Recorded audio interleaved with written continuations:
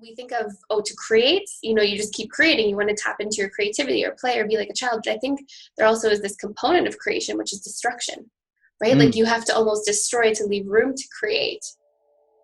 I just started realizing this lie that says that when something happens, I'll be happy. And I started forcing myself to shift from, I don't believe in motivation nearly as much as I believe in letting go of everything that doesn't align with you to make room for what you just naturally are. So I started realizing that there's so much crap that we try to hold on to that we can't control, and we don't control what we can.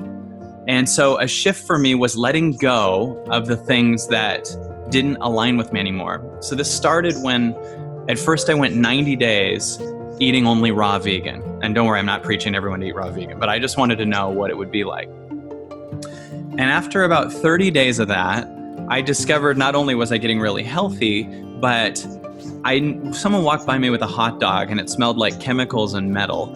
And I started actually realizing I've changed my taste buds and my addiction. So I started going, what else is heavy in my life and what would be on the other side of it? So I said, okay, no more Facebook for a while, no dating, because these were like addictive things, right? So I got offline and all of a sudden I had 24 hours a day and all I wanted to do was create and get out of the way. And my sensor of everything that felt heavy got louder and louder and more obvious. So at one point at the height of my career, I realized it's not my highest me to do stand-up in comedy clubs anymore.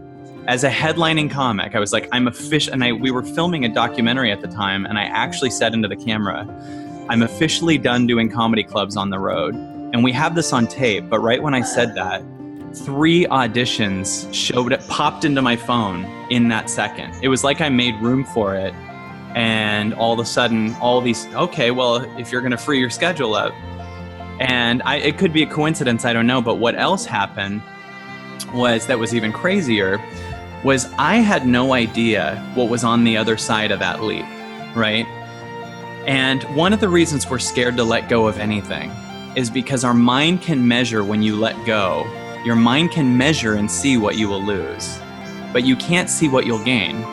So if you're sad because you're going through a breakup, you're just focusing on the loss of one person versus the gain of 7.5 billion people. And I started noticing that when I let go of the things that felt like they didn't align, even not knowing what's on the other side, even not knowing why, I suddenly showed myself internally that I'm someone that doesn't even need that. Like, I don't need Facebook. I don't need this comedy career anymore. It was my dream, and it's run its course.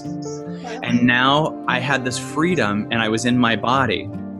And you can feel yourself hearing every decision you make. Does it expand me and put me in my body, or does it contract me?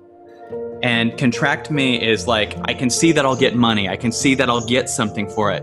But sometimes you just have that, let's just go to Italy right now. I don't know why. Or let's write a book.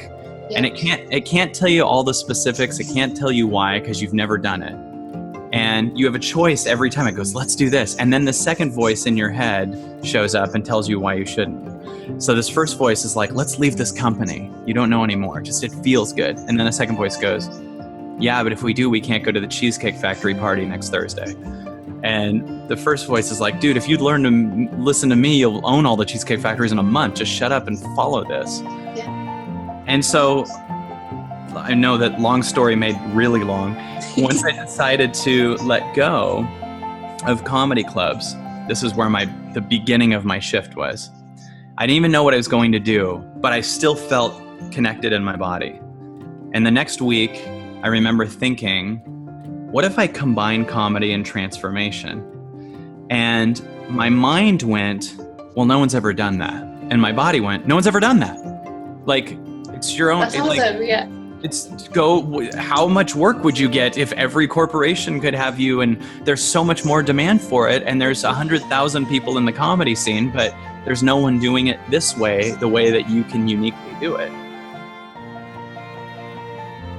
And what my thing is everything that feels like it doesn't align, I have to let go of it instantly. Because if I hold on to it, then I'm saying I don't trust the feeling. Yes.